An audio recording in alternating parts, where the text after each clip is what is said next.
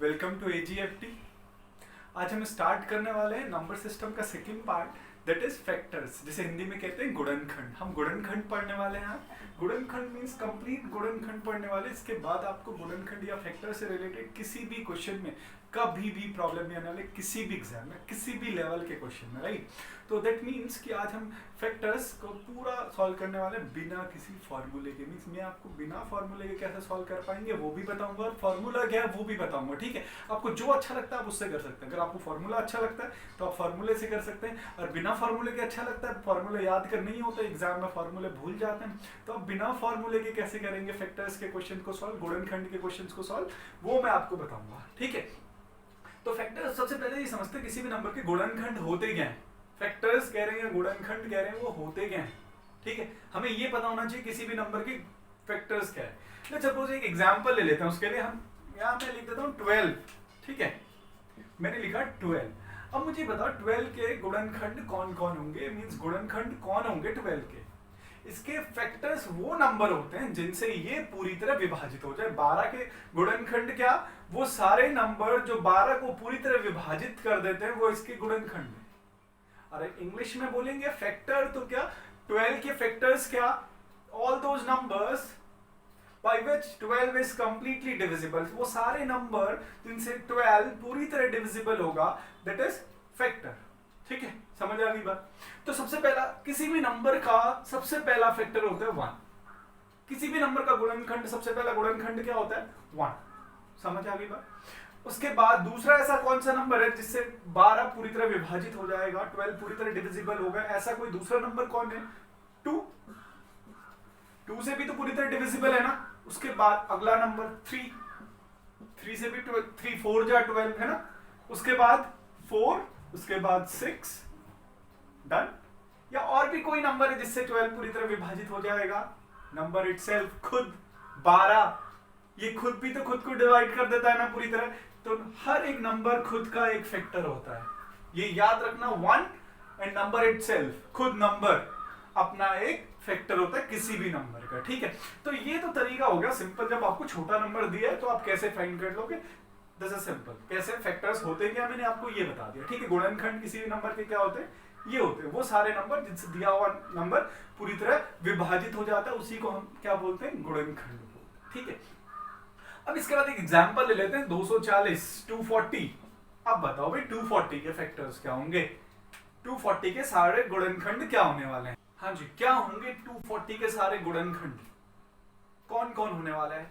अब एक बात सबसे पहले ये देखो कैसे इसे फाइंड करते हैं। मैं बिना फॉर्मूले के बताऊंगा, उसके बाद आपको फॉर्मूला भी बता दूंगा, ठीक है। पहले बिना फॉर्मूले के कैसे फाइंड करेंगे ये देखो, कैसे वो फॉर्मूला बना मैं आपको ये बता देता हूं, ठीक है। 240, अच्छा ये अभाज्य गुणनखंड निकालना तो सबको आता है ना, फैक्टराइजेशन जिसे बोलते हैं इंग्लिश में, और हिंदी में बोलते हैं गुणनखंड। किस 240 के गुणनखंड, अभाज्य गुणनखंड कैसे निकालते हैं। सबसे पहले इसे 2 से डिवाइड कर लिया, आ गया 120, फिर 2 से डिवाइड कर लिया 60, फिर 2 से डिवाइड कर लिया 30, 15, 3 से किया तो आ गया 5। ये सारे नंबर हो गए प्राइम, अभाज्य नंबर हो गए, अभाज्य संख्या देखो, है ना। इसके फैक्टर्स क्या बने, 2 into 2 into 2 into 2 into 3 into 5, है ना। ऐसे तो फैक्टर्स आए आपके पास। और इसे अगर फर्दर मुझे आगे और लिखना है तो मैं क्या लिख सकता हूं इसे, 2 कितने टाइम्स है, 1 2 3 4, तो 2 4 टाइम्स, 3 कितनी बार है, एक बारी है, 5 कितनी बार है, ये भी एक बारी है ना। 2 की पावर 4, 3 की पावर 1, 5 की पावर 1, यही तो इसके फैक्टर बन गए, है ना। अब इसी बात से देखो फॉर्मूला कैसे बना, अब इसके टोटल फैक्टर्स को फाइंड करने का, है ना। इसके प्राइम फैक्टर्स कितने दिखे आपको, 1 2 3, 3 प्राइम फैक्टर्स थे, एक 2 था, 3 था और 5 था, है ना। अब इन तीनों से बनने वाले फैक्टर्स, इन तीनों के गुणनखंडों को ही आपस में मल्टीप्लाई करना और कुछ नहीं करना। अब सबसे पहला टर्म आपके पास ये है 2 की पावर 4, है ना। तो सबसे पहले आपको इस 2 की पावर 4 के गुणनखंड निकालने कौन कौन से होंगे, कौन कौन से होंगे। अब ये 2 की पावर 4 का मतलब क्या हो गया, 16, 2 की घात 4 कितना होता है 16, है ना। 2 की पावर 4 16 होता है। तो इस 2 की पावर 4 या 16 के सारे गुणनखंड कौन कौन होंगे, आपको मैं डायरेक्ट एक बार बताता हूँ कौन कौन होंगे, फिर पूरा एक्सप्लेन करके बताता हूँ। सबसे पहला होगा 2 की पावर 0, 2 की पावर 1, 2 की पावर 2, 2 की पावर 3, 2 की पावर कहाँ तक 4 तक, हम क्योंकि 2 की पावर 4 की बात कर रहे हैं। अब आप इन्हें सॉल्व करके भी देख लो। 2 की पावर 0 कितना 1, किसी भी संख्या की पावर अगर 0 कर लेते हैं तो वो कितना हो जाता है 1। किसी भी नंबर की अगर पावर 0 होगी तो वो कितना होता है हमेशा 1 होता है, ठीक है। 2 की पावर 1, 2 की पावर 2 कितना 4, 2 की पावर 3 कितना 8, 2 की पावर 4 कितना 16। अब ध्यान से देखो ये सारे तो इसके फैक्टर है ना 16 के, 1 से भी डिविजिबल है, 2 से भी है, 4 से भी 16 विभाजित हो जाता है, 8 से भी है, 16 से भी है, देखो है ना, समझ आ गई बात। तो ये सारे क्या हैं इस 2 की पावर 4 के फैक्टर। मींस आप इतना डिटेल में ना लिखूं, मैं इसे ना लिखूं ये और ये, तो हम डायरेक्ट समझ सकते हैं। अगर मुझे 2 की पावर 4 के फैक्टर लिखने हैं तो कहां तक 0 से लेके 4 पावर तक सभी, है ना। ऐसे दूसरा टर्म क्या है 3 की पावर 1। अब इस सेकंड टर्म की बात करते हैं 3 की पावर 1। 3 की पावर 1 के फैक्टर आप बता दो कहां तक लिखना है मुझे 0 से 1 तक। एक होगा 3 की पावर 0, दूसरा क्या होगा 3 की पावर 1, ठीक है।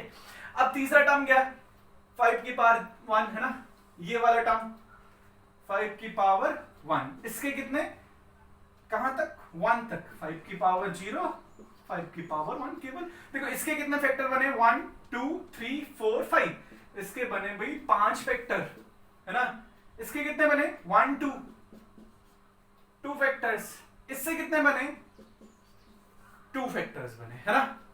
तो अब एक बात याद रखो, आपको इस नंबर के 240 के सारे फैक्टर्स निकालने हैं। तो आपने ये देखा था इसमें 3 ही प्राइम फैक्टर्स थे, इन तीनों के आपको टोटल फैक्टर्स भी पता चल चुके हैं। इन तीनों को आपस में मल्टीप्लाई कर दो, 5 इंटू 2 इंटू 2 कितना होता है ये हो जाएगा 5 4 जा 20।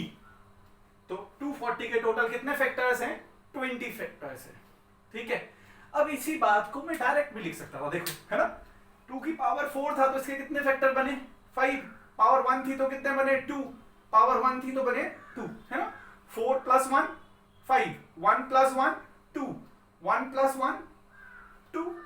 तो दैट मीन्स अगर मेरे को कोई ऐसा नंबर दे देता, है ना, 3 की power 2 into 5 to the power 2 into 7 to the power 3, कहता इसके टोटल कितने फैक्टर्स होने वाले हैं, इस नंबर के टोटल नंबर ऑफ फैक्टर्स मुझे बता दो कितने होने वाले हैं। तो आप क्या करते, पावर 2 है तो इससे कितने फैक्टर बनेंगे 3, पावर 2 है तो कितने 3, पावर 3 है तो कितने बनेंगे 4, क्या हो जाएगा 3 3 जा 9, 4 जा 3 गुणा 3 गुणा 4 कितना हो जाएगा 36, 36 फैक्टर।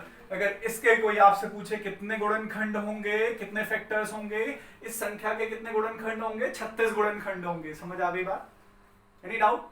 तो अब किसी फॉर्मूले की जरूरत है क्या, बस सिंपल पावर देखनी है आपने, है ना, उसमें प्लस वन करके आपस में सारी पावर्स को मल्टीप्लाई कर देंगे तो आंसर आ जाएगा।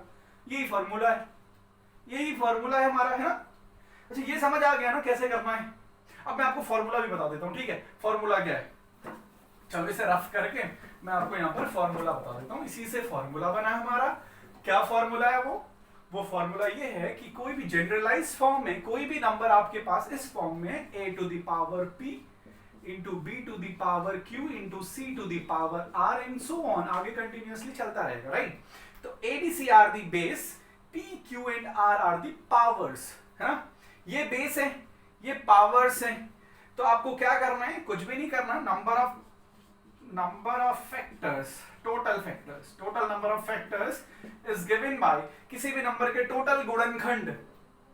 सारे गुणनखंड कैसे निकालेंगे, पावर पहली क्या p प्लस 1 इंटू दूसरी पावर क्या थी q प्लस 1 इंटू तीसरी पावर क्या थी r प्लस 1। अब ये बात आपको समझ आ गई, प्लस 1 क्यों कर रहे हैं हम, ठीक है। ये कहां से फॉर्मूला बना, ये आपका फॉर्मूला बन गया, ठीक है। और ये फॉर्मूला क्यों बना और कहां से आया, क्यों आया, ये आपको क्लियर हो गया ना सभी को, एनी डाउट।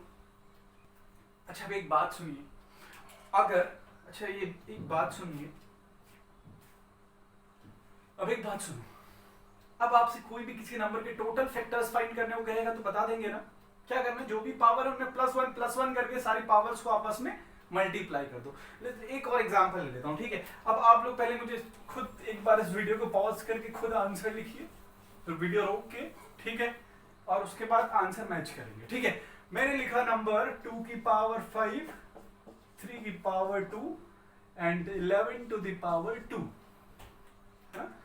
3 की घात 5 गुणा 2, 3 की घात 2 गुणा 11 की घात 2। इसके टोटल फैक्टर्स कितने होने वाले हैं, है ना। सीधे इसकी पावर कितनी 5, 5 प्लस 1 कितना होता है 6, पावर 2 तो 2 प्लस 1 कितना 3, पावर कितनी 2 प्लस 1 3, 3 3 जा 9, 6 जा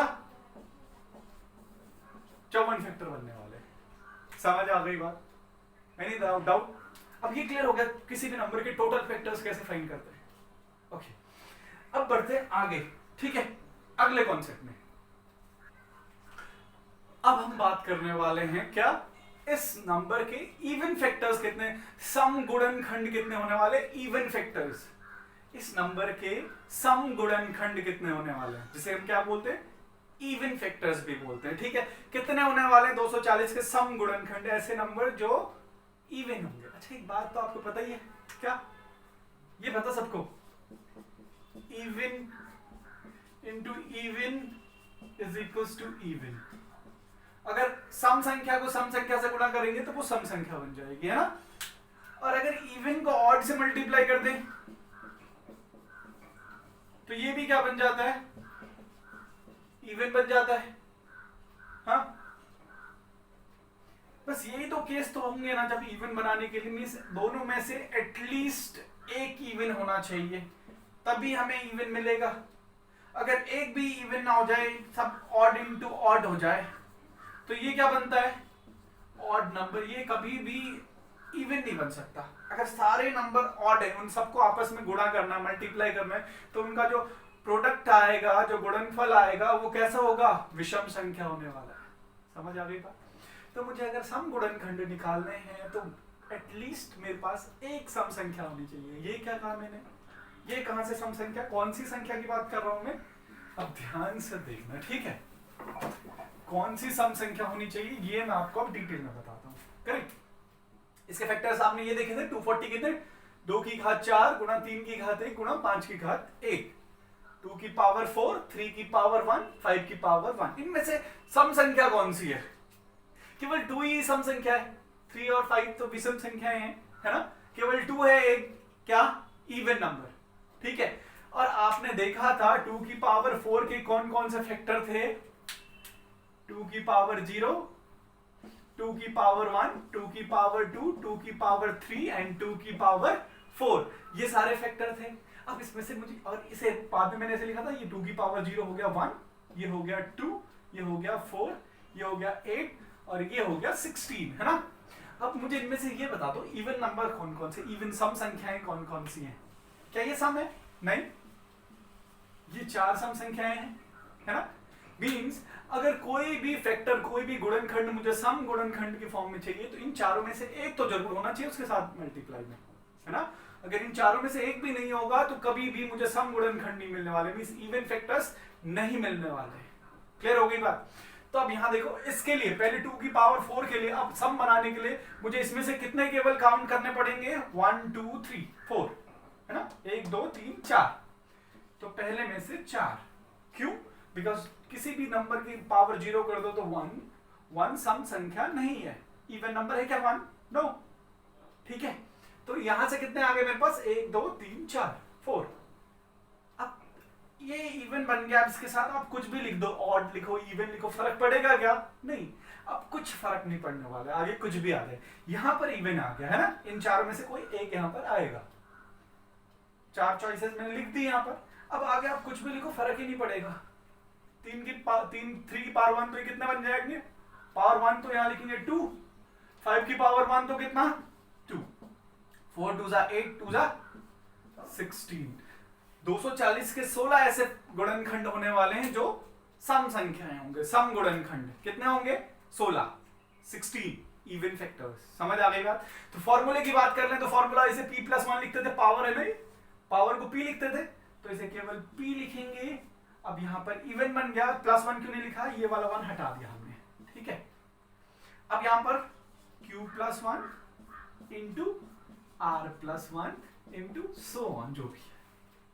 आगे सब कुछ सेम रहेगा, बस 2 वाले फैक्टर में से प्लस 1 को हटा देना, बस आंसर क्या आ जाएगा, इवन फैक्टर्स। ठीक है, अब इसके लिए मुझे इवन फैक्टर्स बता दो। ठीक है, एक क्वेश्चन आपके लिए प्रैक्टिस के लिए। ठीक है, बाकी एक और बात याद रखो, आपको प्रैक्टिस के लिए डिस्क्रिप्शन में लिंक मिल जाएगा, उसमें आपको प्रैक्टिस क्वेश्चंस बहुत ज्यादा मिल जाएंगे। ठीक है, वो सारे क्वेश्चन आपने प्रैक्टिस करना है ये पूरा वीडियो देखने के बाद। करेक्ट, तो अब एक बात ध्यान से देखो, मैंने यहाँ पर एक क्वेश्चन लिख देता हूँ। ठीक है, यहाँ पर लिख देता हूँ मैं क्वेश्चन, 2 की पावर 3, 3 की पावर 3, 5 की पावर 1, इसके टोटल कितने सम गुणनखंड होंगे, इवन फैक्टर्स कितने होने वाले हैं, 2 की पावर 3, 3 की पावर 3 इंटू 5 की पावर 1, इसके इवन फैक्टर्स कितने होंगे,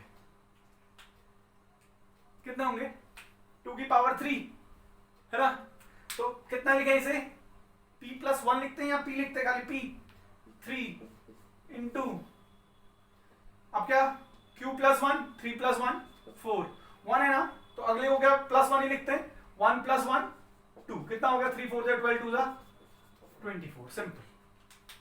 p into Q plus 1 into R plus 1 in so on, है ना। पहले वाले की पावर में प्लस 1 नहीं लिखना है, केवल जो पावर है वो ही लिख देनी, बचे हुए सबकी पावर में प्लस 1 करके आपस में मल्टीप्लाई कर देना, जो आएगा वो क्या होगा आंसर, इवन फैक्टर्स के लिए होगा। ठीक है, now next question. Okay okay class, अब बात करते हैं नंबर ऑफ ऑड फैक्टर्स की। विषम गुणनखंड कितने होंगे इस नंबर के, 240 के, ऑड फैक्टर कितने होंगे, ऐसे फैक्टर जो ऑड होंगे, है ना, कितने होंगे। अभी आपने देखा था क्या था, यहां से कितना, पहले सबसे टोटल के लिए क्या करते थे हम, टोटल के लिए फॉर्मूला क्या था हमारे पास, p plus 1 into Q plus 1 into R plus 1, है ना। इवन के लिए क्या था, p into Q plus 1 R plus 1, है ना, एंड सो ऑन, आगे और भी है तो वो भी ऐसे ही चलता रहेगा ना। अब निकालने ऑड, है ना। एक तो तरीका ये है, आपको ये तो सबको समझ आ गया होगा, टोटल में से इवन माइनस कर देंगे तो ऑड बच जाएंगे, टोटल में से इवन माइनस कर देंगे तो क्या बच जाएंगे, ऑड। ये तो तरीका तब है जब आपसे ये तीनों पूछे, अगर केवल ऑड पूछा है तो आप ये सॉल्व करें, फिर ये सॉल्व करें, फिर ये निकालें, तो बहुत टाइम लग जाएगा ना, तो ऐसा नहीं करना एग्जाम में। ठीक है, केवल विषम गुणनखंड पूछेगा तो क्या करेंगे वो ध्यान से समझना है। ठीक है, अब यहां पर देखो p प्लस 1 में से p तो यूज कर लिया ना, 1 बचा, 1 बचा पहले वाले में से, 1 इंटू, अब ये जो भी बचा है ना, इस पूरे की एक बार p के साथ मल्टीप्लाई भी होगी, एक बार इस पूरे की 1 के साथ मल्टीप्लाई भी होगी, इस पूरे की p के साथ मल्टीप्लाई तो यहां पर कर दी है, अब इस पूरे की 1 के साथ मल्टीप्लाई कर देंगे तो ऑड वाला आ जाएगा, है ना। इस पूरे टर्म की इस 1 के साथ मल्टीप्लाई कर दे, 1 into Q plus 1 into R plus 1, ये मैंने क्या कहा, इस पूरे की ये मल्टीप्लाई, ये आपको पता है, अगर ऐसे होता है a plus B into C plus D, एक बार इस c प्लस डी की a के साथ मल्टीप्लाई करते हैं, एक बार इस c प्लस डी की b के साथ मल्टीप्लाई करते हैं, ऐसे ही होता है ना टोटल, अगर इसे पूरा कंप्लीट फैक्टराइज करना है तो यहाँ भी मुझे यही, पहले मैंने इस पूरे के p के साथ मल्टीप्लाई कर दिया तो इवन में आंसर आ गया, इस पूरे की 1 से मल्टीप्लाई कर दी तो नंबर ऑफ ऑड फैक्टर्स आ गया। ठीक है, अब देख लेते हैं पहले वाले के साथ क्या लेना है, केवल इसमें से केवल क्या लेना है, 1, वो 1 क्या है, 2 की पावर 0 जो हमने छोड़ दिया था उसे लेना है। यहां से आप कुछ भी ले लो तो सारे ऑड होने वाले है ना, q प्लस 1 प्लस 1 कितना 2, r प्लस 1, यहाँ पर r की वैल्यू भी, ये सब पावर्स है p q r। ठीक है, यहाँ पर पावर कितनी 1 प्लस 1 कितना 2, 2 इंटू 2 इंटू 1 कितना 4, है ना। इसके टोटल फैक्टर्स कितने आए थे 20, इवन फैक्टर्स कितने आए आपके पास 16 और ऑड फैक्टर्स कितने आ गए 4। ये आपका आंसर, ये कॉन्सेप्ट है। कितना टोटल कितने गुणनखंड होंगे इसके, सम गुणनखंड कितने होंगे, विषम गुणनखंड कितने होंगे, क्लियर हो गई बात। ये तीनों इसके फॉर्मूले हैं। ठीक है, एनी डाउट? ओके, अब बढ़ते, ये तो बहुत बेसिक था है ना, ये बहुत बच्चों को पता भी होगा हो सकता है। अब आगे कुछ अच्छे क्वेश्चंस पढ़ते हैं ना, और अगर इसका लेवल अच्छा होगा, कुछ अच्छे एग्जाम्स में कुछ अच्छे लेवल के क्वेश्चंस आएंगे तो क्या आएंगे मैं वो आपको बताता हूँ। ठीक है, ध्यान से देखना आगे का। अब अगला क्वेश्चन क्या होने वाला है, number of perfect square factors इस नंबर के कौन से फैक्टर जो पूर्ण वर्ग होंगे? पूर्ण वर्ग तो सबको पता है ना, परफेक्ट स्क्वायर क्या होता है? परफेक्ट स्क्वायर क्या होता है? 5 इंटू 5 25, 4 इंटू 4 16, 3 इंटू 3 9, 2 इंटू 2 4। इन्हीं का तो पूर्ण वर्ग बोलते हैं ना, परफेक्ट स्क्वायर। अब ये पूछ रहा है आपसे कि 240 के 240 के ऐसे कितने गुणनखंड होंगे जो पूर्ण वर्ग होंगे, ऐसे कितने फैक्टर्स होंगे जो परफेक्ट स्क्वायर्स होंगे। अब वो कैसे निकालेंगे? आपको पता चल गया परफेक्ट स्क्वायर क्या होता है। 5 को अगर 2 बार लिख दो तो परफेक्ट स्क्वायर बन गया, है ना। ऐसे 2 को 2 बार लिख दे तो परफेक्ट स्क्वायर बन गया। अच्छा ये तो 2 बार लिख दे, 4 बार लिख दे। अच्छा 2 को पहले 3 बार लिख के देखते हैं, बना क्या परफेक्ट स्क्वायर? एक पैर तो बन गया, दूसरा तो नहीं बना ना। इसे 4 बार लिख देते तो फिर भी परफेक्ट स्क्वायर बन जाता। ये 4 और ये 4 16। अगर इस 2 को 6 टाइम लिख देते, 6 बार ही लिख देते, तब भी तो एक ये 4 आ जाता, ये भी तो परफेक्ट स्क्वायर बन जाता ना। एक ये वाला परफेक्ट स्क्वायर, ये वाला परफेक्ट स्क्वायर, ये वाला परफेक्ट स्क्वायर, 3 परफेक्ट स्क्वायर को आपस में मल्टीप्लाई करते हैं तो वो परफेक्ट स्क्वायर बनाते हैं, है ना। तो किसी भी नंबर को इवन नंबर ऑफ टाइम्स, कितनी बार? 2 बार, 4 बार, 6 बार, 8 बार, ऐसे कुछ लिख दो, या 0 टाइम्स 2 की पावर 0, किसी भी नंबर की पावर 0 कर दो तो 1। 1 भी तो अपने आप में पूर्ण वर्ग है ना, परफेक्ट स्क्वायर। 1 का स्क्वायर कितना? 1। 3 की पावर 0 कितना? 1। तो किसी भी नंबर की पावर या तो 0 हो जाए, 2 हो जाए, 4 हो जाए, 6 हो जाए, 8 हो जाए, 10 हो जाए, 12 हो जाए, ऐसे नंबर होंगी तो वो क्या बनाएंगी? परफेक्ट स्क्वायर बनाएंगे, है ना। अब इसी बात को इस क्वेश्चन में समझते हैं, ठीक है। अब ये बात आप यहाँ पर अभी आपको समझ में आया होगा मैंने क्या कहा, हो सकता है कुछ बच्चों को नहीं समझ आया होगा, बट अब क्लियर हो जाएगा मैंने क्या कहा, है ना। अब पहला टर्म आपके पास है 2 की पावर 4। इसमें से आप क्या लिख सकते हैं? 2 की पावर, अच्छा 2 की पावर 4 को कंप्लीटली लिख लेते हैं ना। 2 की पावर 0, 2 की पावर 1, यही तो इसके गुणनखंड होंगे ना। स्टार्टिंग से हम यही पढ़ रहे हैं, 2 की पावर 4 के गुणनखंड 0 से लेके 4 तक सारे पावर्स 2 की, है ना। अब इसमें से इवन कौन कौन सी है मैंने आपको बताया था, ये हो गया, ये हो गया और ये हो गया। कितने इवन आए? सॉरी इवन की, हाँ 2 की पावर 0 1 परफेक्ट स्क्वायर है, 2 की घात 2 4 परफेक्ट स्क्वायर है, 2 की घात 4 कितना? 16, ये भी पूर्ण वर्ग है ना। तो यहां से कितने नंबर मिले? 1 2 3, यहां पर 3 ऐसे नंबर हैं जो पूर्ण वर्ग है, ठीक है। दूसरा देखते हैं 3 की घात 1 में, यहां पर कितने ऐसे नंबर है जो पूर्ण वर्ग है? केवल ये किए 3 की घात 0 एक पूर्ण वर्ग है। 3 की पावर 0 कितना? 1, जो परफेक्ट स्क्वायर है ना। यहां पर कितना मिला? 1। अगला 5 की पावर 1, यहां पर कितना मिला? 5 की पावर 0 एंड 5 की पावर 1, यहां भी एक ही मिला ये केवल, क्योंकि 5 की पावर 1 तो परफेक्ट स्क्वायर नहीं है, 1, है ना। तो इन नंबर्स को आपस में मल्टीप्लाई कर दो तो क्या हो जाएगा? पहले में कितने? 3, दूसरे में कितना? 1, यहां पर कितना?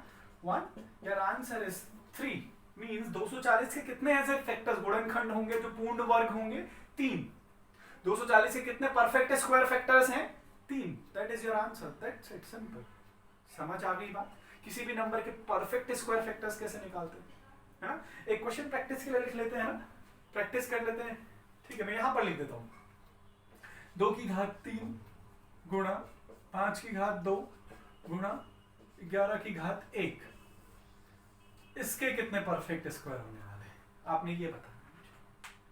2 की पावर 3 इंटू 5 की पावर 2 इंटू 11 की पावर 1, इसके number of perfect square factors कितने होने वाले हैं? ये बताइए आप। क्या 2 की पावर 3 तक जाना है? 0 2 4 तो इससे ऊपर चला गया, तो यहां पर कितने? 2। 5 की पावर 2 0 एंड 2, इससे ऊपर तो नहीं जा सकते, 2 ही तक जा सकते हैं ना। यहां से 5 की पावर 0 भी आ जाएगा, 5 की पावर 2 भी आ जाएगा, अभी 2 आएंगे, ठीक है। यहां पर कितना आएंगे? 11 की पावर 0 एंड 11 की पावर 2 तक तो जा ही नहीं सकते, क्योंकि 11 की पावर 1 ही है यहां पर। तो कितना मिला? केवल 1। 2 इंटू 2 इंटू 1 कितना हो गया? 4। तो इसके कितने पूर्ण वर्ग गुणनखंड होंगे? 4। कितने perfect square factors? 4। That is your answer. समझ आ गई बात? ओके, अब बात करते हैं नेक्स्ट कॉन्सेप्ट की। और अच्छा क्वेश्चन कैसे बन सकता है इसमें, और इससे अच्छा क्वेश्चन कैसे बनेगा, ठीक है।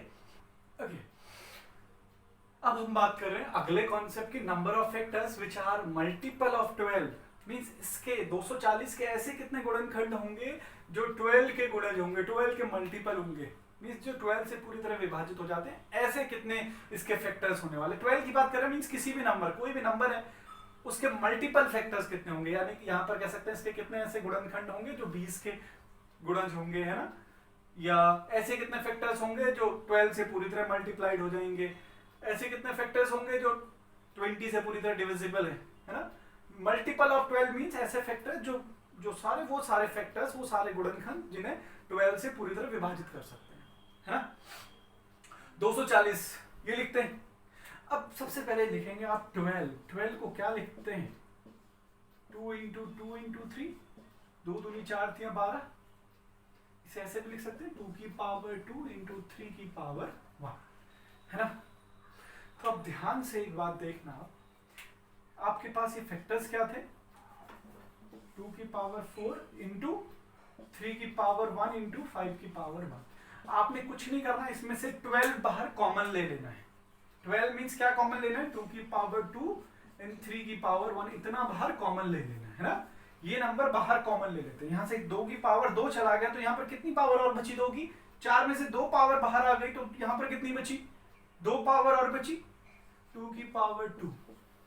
3 की पावर 1 थी, बाहर आ गई तो यहाँ पर क्या बचा, 3 की कोई पावर बची क्या, नहीं, है ना। केवल 3 की पावर 0 ही बचा, 1 बच गया। यहाँ पर मैं ये लिख सकता हूँ, यहाँ पर 3 की पावर 0 बच गया, 1 में से 1 गया, 0 हो गया, है ना। 5 तो यहाँ कॉमन ही नहीं आया, 1 था तो 5 की पावर 1 पूरा रहेगा मेरे पास। ये समझ आ गया आपको। मीन जिसके भी मल्टीपल निकालने, वो नंबर बाहर उसके फैक्टर्स करके उतना नंबर बाहर कॉमन ले लिया आपने।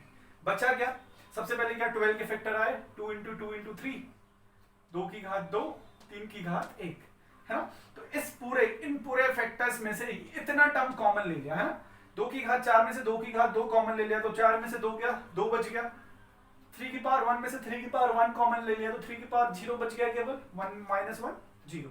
5 की पावर 1 तो कॉमन लिया ही नहीं है तो ये पूरा ऐसे ही रह गया, ठीक है।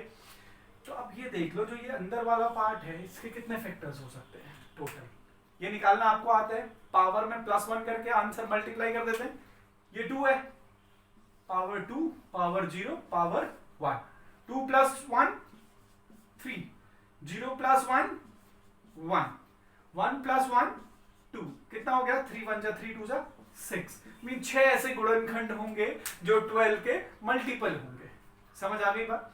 मींस 240 के ऐसे कितने फैक्टर होंगे जो 12 के मल्टीपल होंगे, 6 फैक्टर ऐसे होंगे 240 के। जब टोटल फैक्टर्स देखेंगे उनमें से 6 फैक्टर ऐसे होंगे जो 12 से पूरी तरह डिविजिबल होंगे, 12 से पूरी तरह विभाजित हो रहे होंगे। समझ आ गई बात। किसी भी नंबर के मल्टीपल फैक्टर्स फाइंड करने के लिए क्या करते हैं, उस नंबर को कॉमन ले लिया, बचे हुए अंदर देख लो इस पार्ट के। अब टोटल फैक्टर्स का फॉर्मूला याद है, p+1 into q+1 into r+1, इसकी पावर +1, इसकी पावर +1, इसकी power +1, 2 + 1 3, 0 + 1 1, 1 + 1 2, 3 into 1 into 2, 6 is your answer. समझ आ गई किसी भी नंबर के मल्टीपल कैसे। अच्छा, इसी में एक और बात कर लेते हैं, 12 की जगह अब कर लेते हैं 20, ठीक है, 20 सॉल्व कर लेते हैं। तो क्या करें, क्या होगा, आप देखो ध्यान से, फिर से जिन बच्चों को समझ नहीं आया एक बार फिर से कॉन्सेप्ट क्लियर कर लो, ठीक है। ऐसे कितने फैक्टर्स होंगे जो 20 के मल्टीपल होंगे 20 के, ठीक है। तो क्या करें, 20 को सॉल्व करने क्या होता है, 2 इंटू 2 इंटू 5, इसे ऐसे लिख सकते हैं 2 की पावर 2 इंटू 5 की पावर 1, है ना। देख के पता चल गया इसके भी 6 फैक्टर ही होने वाले हैं ना, बट सॉल्व कर लेते, देख लेते कौन कौन से। ये वाला पार्ट इसमें से कॉमन ले लिया, 2 की पावर 2 एंड 3 की पावर 1 कॉमन ले लिया, तो यहाँ पर 2 की पावर कितनी थी 4, उसमें से 2 बाहर आ गई तो अंदर कितनी बची, केवल 2 पावर। अच्छा सॉरी, ये तो 5 की पावर 1 है ना, 5 की पावर 1, ठीक है। 3 की पावर 1, 3 को तो कॉमन ही नहीं लिया ना, तो पूरा ऐसे ही बचा 3 की पावर 1। 5 की पावर 1 में से 5 की पावर 1 कॉमन ले लिया, पावर 1 थी, 1 चला गया, 1 माइनस 1 0, है ना। यही बचा, 20 कॉमन लेने के बाद अंदर यही बचेगा। इसमें से हमने 20 के फैक्टर निकाले थे तो 20 कॉमन ले लिया, 20 को ऐसे लिखते हैं 2 की पावर 2 इंटू 5, 5 4 जा 20, है ना। तो ये कॉमन लिया तो यहाँ पर 4 में से 2 चला गया, पावर 2 बची अंदर, 3 के साथ कुछ भी नहीं हुआ तो पूरा लिख दिया, 5 के साथ 1 पावर थी तो 1 चला गया, 1 माइनस 1 0 पावर बची अंदर 5 की। ठीक है, नाउ इस पूरे नंबर में आप फैक्टर देखने, p कितना 2, q कितना 1, r कितना 0, 2 plus 1 3, 1 plus 1 2, 0 plus 1 1, 3 2 the 6 1 6, that is your answer. How many factors of 240 are there which are multiple of 20? 6 factors. Hope अब क्लियर हो गया होगा सबको, है ना, कि कैसे ऐसे गुणनखंड निकालेंगे जो किसी भी नंबर के मल्टीपल होंगे। Correct, clear? तो ये तो बेसिक बात थी किसी भी नंबर के फैक्टर्स को फाइंड करने की, है ना।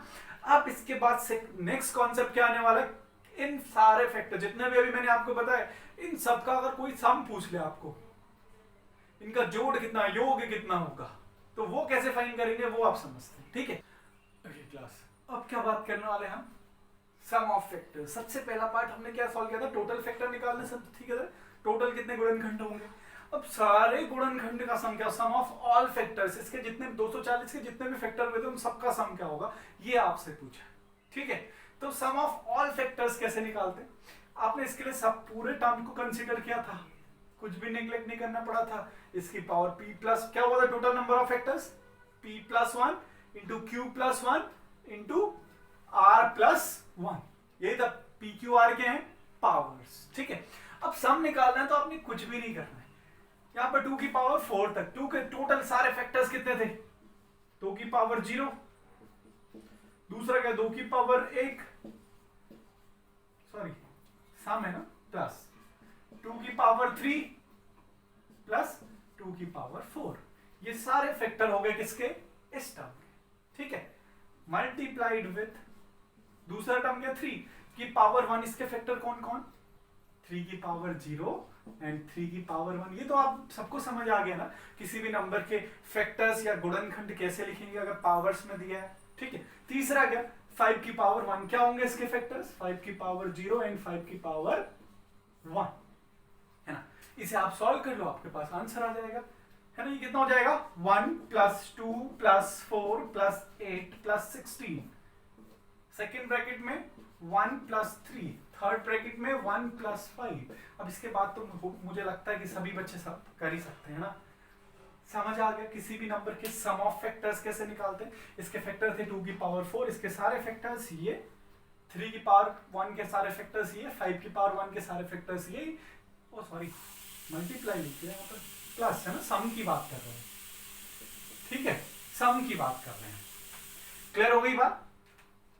सम, इसके सारे फैक्टर्स का सम, इसके सारे फैक्टर्स का सम, इसके सारे फैक्टर्स का सम, उन्हें आपस में मल्टीप्लाई कर देंगे तो ये आपका sum of all the factors. Clear हो गई बात, ये क्या था, all the factors, sum of all the factors. इसके बाद क्या होगा, सम ऑफ इवन फैक्टर्स भी तो पूछ सकता है ना, जो हमारे सम गुणनखंड है उनका योग कितना होगा, उनका सम कितना होगा, केवल सम गुणनखंड का, है ना। वो कैसे निकालेंगे, वो भी निकाल सकते हैं, वो भी बहुत ईजी है। क्या लिखना है, सम ऑफ इवन फैक्टर्स। ठीक है, सम गुणनखंडों का योग, ठीक है, कितना होगा, इवन मीन सम संख्या, सम गुणनखंडों का योग कितना होने वाला है ना। इसके टोटल फैक्टर्स निकालने के लिए आपने क्या लिखा था, p into Q plus 1 into R plus 1, याद अभी तक, इन सो ऑन आगे ऐसे चलता रहेगा। ये लिखा था पहले, में केवल p लिखा था, है ना, जब मैं सम इवन फैक्टर्स फाइंड करने थे, सम गुणनखंड निकालने थे, तो यही फॉर्मूला बना था, है ना, देखा होगा आपने क्वेश्चन में। ठीक है, अब यहाँ पर इनका योग निकालना है, तो इसको अगर लिखें तो यहाँ पर क्या नहीं चाहिए मुझे, 2 की पावर 0 नहीं चाहिए था, इसीलिए तो यहाँ से 1 हटाया था ना। तो यहाँ पर लिख लो कौन कौन चाहिए, 2 की पावर 1 प्लस 2 की पावर 2 प्लस 2 की पावर 3 प्लस 2 की पावर 4, इतना ही तो चाहिए ना, बन के ये सारे सम संख्याएं यही हैं। ये जो प्लस 1 नहीं लिखा तो यहाँ पर से किसको हटाया था मैंने, 2 की पावर 0 को हटाया था, जो एक विषम संख्या है। 2 की पावर 0 कैसा, ऑड नंबर है, ठीक है, इसलिए उसे हटा दिया, इनटू, अब ये इवन है, इसके साथ आके कुछ भी मल्टीप्लाई कर लो, इवन हो या ऑड हो फर्क ही नहीं पड़ता, है ना। अब इसके बाद 3 में कौन कौन, 3 की पावर 0 एंड 3 की पावर 1, क्योंकि यहाँ तो पूरा q प्लस 1 लिखा, r के साथ भी यही किया, क्या 5 की पावर 0 प्लस 5 की पावर 1, समझ आ गई ये बात। 3 की पावर 0 प्लस 3 की पावर 1, 5 की पावर 0 प्लस 5 की power 1. This is your answer. समझ आ गई बात? इवन में कौन कौन से कंसीडर करने थे, ये बस इसी के साथ तो प्रॉब्लम थी ना, बाकी सब तो सेम ही है. ये हो गया मेरा योग किसका, सम गुणनखंडों का योग. ये हो गया आपके सामने, है ना, सम ऑफ इवन फैक्टर्स. अगर आपसे कोई पूछ ले, इसी की जगह अगर आपसे पूछे सम ऑफ ऑड फैक्टर्स, इसके जो विषम गुणनखंड होंगे उनका योग क्या होगा, सम ऑफ ऑड फैक्टर्स. अब बात करते हैं सम ऑफ ऑड फैक्टर्स क्या होने वाला है. ठीक है, ऑड फैक्टर्स के लिए फॉर्मूला क्या था, total 1 into Q plus 1 R plus 1 and so on, आगे चलता रहेगा जितने भी और होंगे, है ना. तो देखो पहले 2 की पावर 4 में से केवल 1 को कंसीडर, वो 1 क्या था, 2 की पावर 0 इंटू दूसरे को पूरा क्यू प्लस 1 लिखा है, तो इसकी कौन कौन से फैक्टर, तीसरे में पूरा आर प्लस 1, इसके फैक्टर कौन कौन, सॉरी सामने ना, फिर मिस्टेक कर रहा हूं बार बार. क्लियर. 2 की पावर, पहले मैं केवल 1 को लेना, जिसे हमने वहां इवन के लिए छोड़ दिया था, किसको छोड़ा था, 2 की पावर 0 इंटू 3 की पावर 0 प्लस 3 की पावर 1 इंटू 5 की पावर 0 प्लस 5 की पावर 1, बस इतना ही है. इसे सम कर लो. ये हो गया योग किसका, ऑड फैक्टर्स का, सम ऑफ ऑड फैक्टर्स. समझ आ गई बात? Any doubt? This is clear. किसी भी फैक्टर्स, परफेक्ट स्क्वायर फैक्टर्स का भी सम निकाल सकते हैं, है ना. चलो इसके साथ ही दूसरा पार्ट हम, तीसरा पार्ट हम, चौथा पार्ट कर लेते हैं, सम ऑफ परफेक्ट स्क्वायर फैक्टर्स. अब आपने देखा था इसके परफेक्ट स्क्वायर फैक्टर्स कितने बने थे, 3. यहां से कौन कितने आए थे, कौन कौन आया था, इसमें से परफेक्ट स्क्वायर कौन कौन है, 2 की पावर 0, 2 की पावर 2, 2 की पावर 4. इसमें से सारे परफेक्ट स्क्वायर लिख दिए, मल्टीप्लाइड विद, इसमें परफेक्ट स्क्वायर केवल 3 की पावर 0 मल्टीप्लाइड विद, इसमें परफेक्ट स्क्वायर कौन है, केवल 5 की पावर 0, क्योंकि 5 की पावर 1 तो परफेक्ट स्क्वायर है नहीं, क्योंकि इसके दो ही फैक्टर हैं, इसके भी दो ही फैक्टर है, 3 की पावर 0 एंड 3 की पावर 1, 5 की पावर 0 एंड 5 की पावर 1. परफेक्ट स्क्वायर कौन कौन, 3 की पावर 0 एंड 5 की पावर 0. इसे सम कर लो, मल्टीप्लाई कर लो, you'll get your answer. ये क्या हो गया, इसके पूर्ण वर्ग फैक्टर गुणनखंडों का योग. समझ आ गई बात, कॉन्सेप्ट क्लियर हो गया. ये वो क्वेश्चन है जो बहुत अच्छा क्वेश्चन एग्जाम में आएगा ना, तो तब ऐसे सम आ सकता है. इन कितना इजी था. Any doubt? किसी फॉर्मूले की जरूरत है क्या, नो, कोई फॉर्मूला याद रखने की जरूरत नहीं है. ठीक है, समझ आ गई बात. चलो आगे बढ़ते हैं. अच्छा मैं आपको एक और बात बता देता हूँ, ठीक है, और इससे प्रैक्टिस, क्वेश्चन जब प्रैक्टिस कर रहे होंगे तब इस कॉन्सेप्ट को आप यूज कर लेना. ठीक है, मैं आपको एक और बहुत अच्छी बात बता देता हूँ, गुणनखंड से रिलेटेड, फैक्टर से रिलेटेड. आपको पता प्राइम नंबर्स के बारे में पता, अभाज्य संख्याएं. अभाज्य संख्याएं क्या होती हैं, ऐसे नंबर जिनके एग्जैक्टली दो फैक्टर्स होते हैं, दो गुणनखंड होते हैं, 1 और खुद, 1 and number itself, or having exactly two factors, 1 and itself are prime. जिनके केवल दो फैक्टर होते हैं उन्हें क्या बोलते हैं, प्राइम या अभाज्य संख्याएं. ठीक है, अब ये बात याद रख लेना.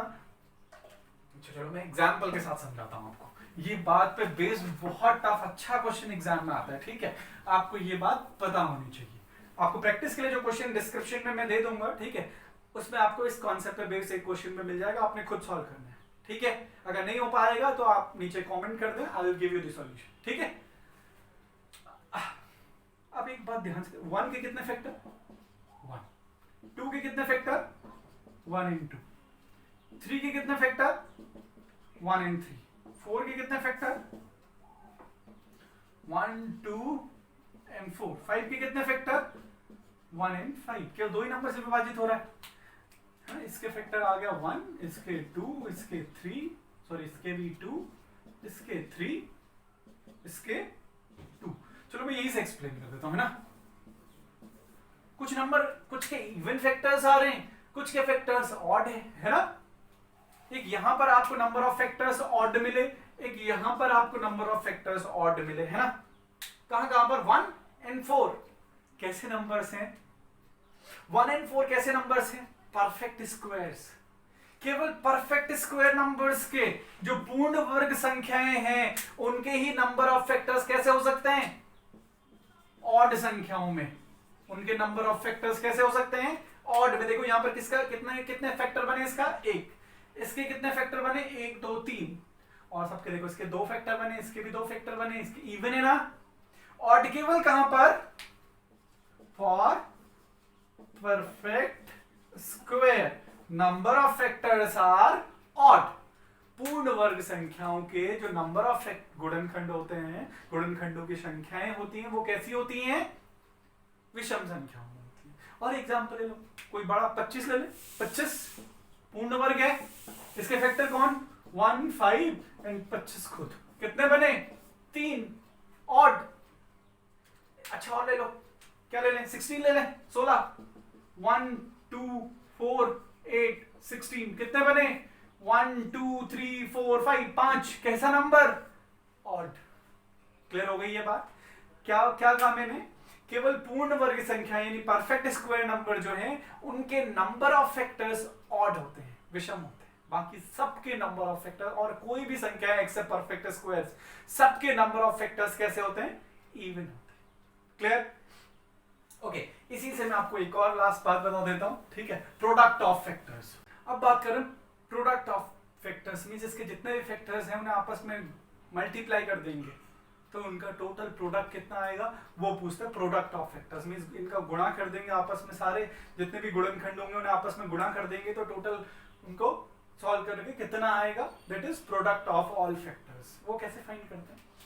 सिंपल, जो भी नंबर है, नंबर की पावर क्या कर देंगे आप? Number of factors divided by 2। Number की power number of factors, total number of factors divided by 2। यहां पर कितना? 240। नंबर कितना? 240 की पावर क्या? Number of factors. इसके फैक्टर्स क्या आए थे? p+1 into q+1 into r+1। p+1 q+1 r+1 कितना हो जाएगा? 5 into 2 into 2 20। Number of factors कितने हो गए? 20 है ना। नंबर ऑफ फैक्टर्स निकालने आ गए ना, सबको फॉर्मूला याद हो गया ना। Total number of factors is given by p+1 into q+1 into r+1। p कितना? 4 4+1 is 5 into 2 into 2 20 divided by 2। तो ये क्या हो गया? 240 की पावर 10। यही हो गया आपका प्रोडक्ट ऑफ ऑल फैक्टर्स। ठीक है? Any doubt? This is product of factors. Now this is complete concept of factors. इसके बेसिस पे क्वेश्चन सॉल्व करने के लिए आपको डिस्क्रिप्शन में, मैंने पहले बता दिया, डिस्क्रिप्शन में आपको लिंक मिल जाएगा, वहां पर आपको प्रैक्टिस क्वेश्चंस मिल जाएंगे। ठीक है? तो इससे रिलेटेड क्वेश्चन आप प्रैक्टिस करें। अगर किसी भी क्वेश्चन में डाउट होता है तो आप कमेंट सेक्शन में मुझे पूछ सकते हैं। I will give you the complete answer. ठीक है? Thank you.